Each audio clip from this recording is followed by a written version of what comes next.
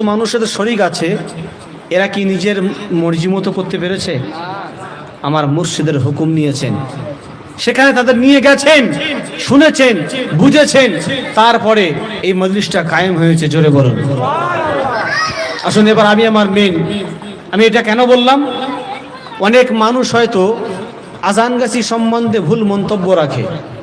আশা করি আমার এই ছোট্টতম একটা বক্তব্যের মাধ্যমে তাদের মাথায় ঢুকে গেছে যে হাক্কানি আঞ্জুমান কি চায়।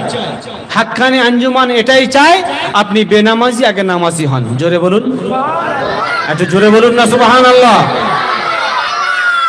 হাক্কানি আঞ্জুমান এটাই চায় আপনি হালাল খাদ্য খান। হাক্কানি আঞ্জুমান এটাই চায় আপনি প্রতিনিয়ত কোরআন তেলাওয়াত করুন। হাক্কানি আঞ্জুমান এটাই চাইছেন আপনি আল্লাহর ভয়, আল্লাহর খৌফ অন্তরে রাখুন। একবার জোরে বলি সুবহানাল্লাহ। এই চারটে জিনিস বিশ্বের প্রতিটি মানুষ যে সিলসিলার মানুষ হোক না কেন, চাই তবলিগ হোক, চাই আজানগাছি হোক, চাই ফুরফুরা হোক, চাই গাঁওমারি হোক, চাই আহলে হাদিস হোক, আমার মুর্শিদ বলেছেন বিনা গাজায় অর্থাৎ নিয়মিত 5 ওয়াক্ত নামাজ আদায় করো, কোরআন তেলাওয়াত করো, হালাল রুজি খাও এবং আমার ভয়, আমার খৌফ, আমার আল্লাহ বলেছেন আল্লাহর খৌফ, আল্লাহর ভয় অন্তরে রাখো। ইনশাআল্লাহ ওই মানুষটা মরার সাথে সাথে আল্লাহ পাক যদি চান তার কবরটা জান্নাতের বাগান বানিয়ে দেবে।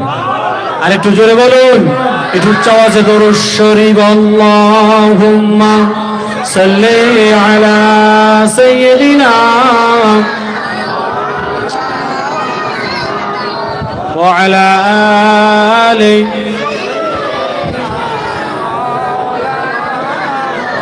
যাদের হৃদয় আছে আল্লাহর ভয়, তারা কবু পথ ভুলে যায় না।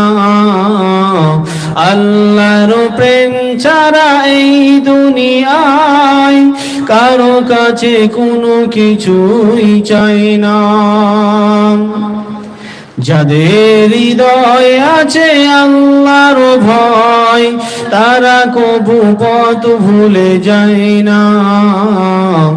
আল্লাহর প্রেম ছাড়া এই দুনিয়ায় কারো কাছে কোনো কিছুই চাই না। রাতের আধারে যখন সেজদাতে রয়, দু চোখের অশ্রুতে নদী যেন বয়। ছলনার হাতছানি যতই আসুক, পিছনে ফিরেও সে তাকায় না।